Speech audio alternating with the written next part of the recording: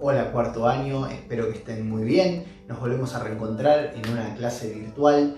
Ustedes dirán, este profesor, ¿qué le pasa? Aparece cada tanto tiempo, pero la realidad es que los trabajos que doy en general suelen ser largos porque la clase virtual, por ejemplo, del Martín Fierro, que fue la última, requería que puedan acudir al material, que puedan ver la clase que era más bien larga, y por ende me parecía que el tiempo que tenían que tener para hacerlo debía ser importante. Entonces también, entendiendo la situación particular que cada uno puede estar viviendo en sus hogares, económicamente, a nivel salud, me parece que eso implica que seamos un poquito más flexibles ante algunas cuestiones, pero sin dejar pasar obviamente esta cuestión del aprendizaje que tiene que continuar.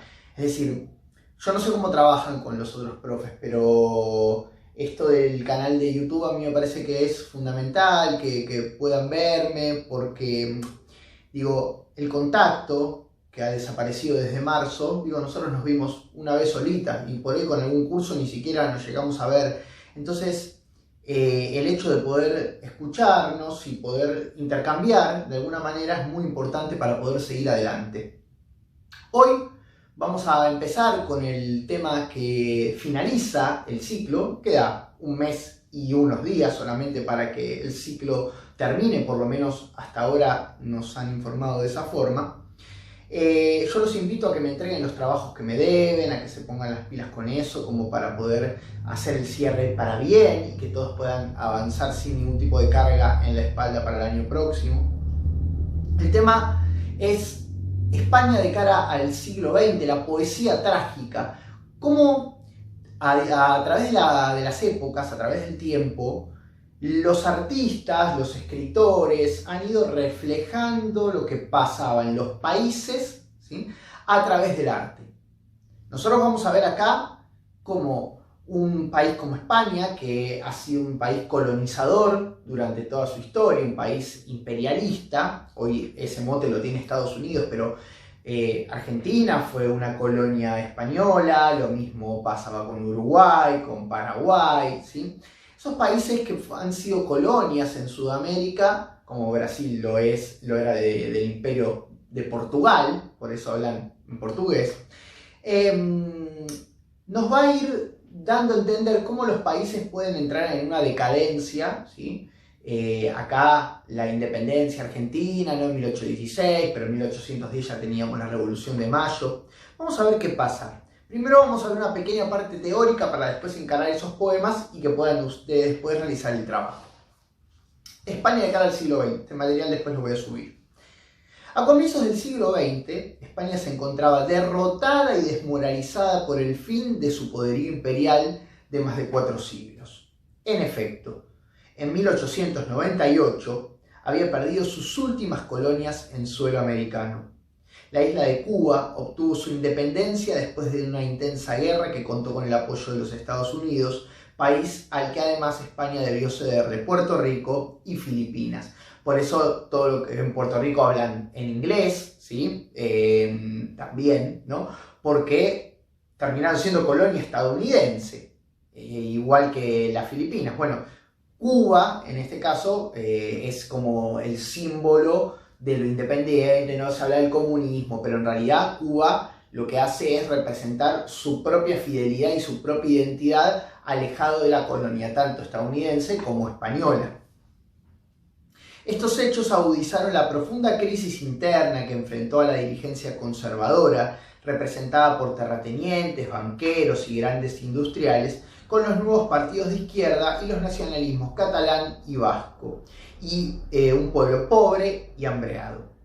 Ante esta situación, un grupo de jóvenes artistas, muchos de los que integraron la llamada generación del 98, elevaron sus voces acusando a la clase dirigente por la crisis y la derrota de España.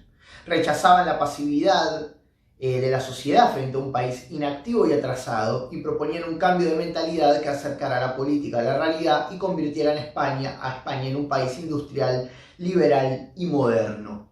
Lo que pasa es que, claro, Mucha gente en España en ese momento estaba en contra de que se siguieran manteniendo las colonias acá en América, que también terminaban siendo de alguna manera una carga, según ellos pensaban, y otros pensaban que sí, que había que mantenerlos. Unos rechazaban, otros aceptaban la idea.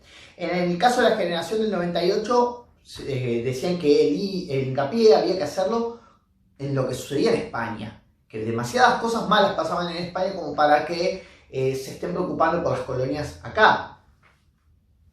Una generación renovadora. El nombre de Generación del 98, atribuido a un grupo de escritores comprometidos con la realidad española, aparece recién en un artículo de 1913 de uno de sus integrantes, el escritor José Martínez Ruiz, Azorín. Se incluyen también en este grupo escritores como Miguel de Unamuno, Ramiro de Maeztu, Pío Baroja, Juan Ramón Jiménez y Antonio Machado. En sus comienzos muchos de ellos adhirieron a las ideas del modernismo, un movimiento de origen hispanoamericano que apoyaba la artificialidad y el exotismo en el arte. Pero pronto su preocupación social los llevó a alejarse de la estética modernista y comprometerse en combatir la falsedad, no solo en la política, sino también en el arte. ¿Qué unía a estos jóvenes intelectuales españoles? Fíjense las ideas, ¿no? Dice, aceptación de que la literatura sirve de examen para los problemas de España, participación en un proyecto personal de renovación de ideales y creencias, interpretación del problema español como una cuestión de mentalidad más que económica, política o social, interés por la recuperación española, profunda preocupación por la situación del país y deseos de cambio, búsqueda de lo auténticamente español a través del paisaje, su historia y su literatura. Abajo hay como un fragmentito, ¿sí?, de una carta, un artículo que Azorín, ¿sí?, el escritor Azorín, sobre esta generación, ¿no? Dice, ¿dónde está España? ¿Dónde la fortaleza de España? Los países no son fuertes, ni por sus ejércitos, ni por sus acorazados. No sirven de nada ejércitos y acorazados cuando millares y millares de campesinos perecen en la miseria y la inanición. Una disparidad profunda existe entre la política y la realidad. Con el sentimiento desgarrador de esa disparidad ha nacido la vida del arte de una generación española. La agresividad con que ha combatido el artificio político la ha llevado a combatir, lógicamente, los falsos valores estéticos. Todo se encadena y se enlaza. No seríamos consecuentes si, combatiendo la falsedad en la literatura, la aceptáramos o toleráramos en la política. Bueno, básicamente está diciendo que España pasa por una crisis de identidad. Dice, ¿a quién le importa el aspecto militar cuando hay mucha gente que padece hambre? ¿Sí? Termina diciendo que hay una disparidad entre la política y la realidad. Fíjense que esto es 1898 y hoy 2020 se sigue hablando de lo mismo. Los políticos piensan en una cosa y el pueblo piensa en otra. Es decir, como que hay una desconexión, no hablo solo de Argentina, hablo a nivel mundial, ¿no? Una desconexión entre lo que quiere la gente y lo que los políticos terminan expresando. Y ahora sí, vamos a ver dos poemas, hay varios, vamos a ver dos, ¿sí? Y vamos a ver cuál es la mirada trágica, de qué manera podemos encontrarla. En estos dos se va a ver muy claro. El primero se llama El viaje definitivo, es de Juan Ramón Jiménez. El viaje definitivo, piensen, ¿no? ¿Cuál es el único viaje definitivo? Al finalizar vamos a dar la respuesta. Y yo me iré, y se quedarán los pájaros cantando, y se quedará mi huerto con su verde árbol y con su pozo blanco. Todas las tardes el cielo será azul y plácido, y tocarán como esta tarde están tocando las campanas del campanario. Se morirán aquellos que me amaron, y el pueblo será nuevo cada año. Y en el rincón de aquel mi huerto florido y encalado mi espíritu errará, nostálgico. Y yo me iré, y estaré solo, sin hogar, sin árbol verde, sin pozo blanco, sin cielo azul y plácido, y se quedarán los pájaros cantando. El viaje definitivo es la muerte que él dice que simplemente el único cambio que va a generar es su partida física. Dice, el mundo seguirá igual, los animales seguirán, los pájaros que están en mi parque seguirán, el árbol perderá sus hojas y volverá a crecer. La gente que me amó, en todo caso, sufrirá por mí, pero seguirá. También morirán ellos, ¿sí? Pero la mirada triste, no la mirada trágica de la muerte, la nada, no habla de la esperanza de revivir en un paraíso, la reencarnación, no habla de nada de eso, sino que es el viaje definitivo. Y ahí se termina todo. Y el otro se llama La vida ha puesto enfrente de mi desilusión. Así, no de mi desilusión, de mi desilusión. Vamos a ver qué dice. La vida ha puesto enfrente de mi desilusión un carnaval de sangre. En cada encrucijada un enlutado mundo me parte el corazón con una espada o con una carcajada. ¡Ay, sangre de mis venas! ¿En dónde estás? Que tienes, que no te agotas nunca.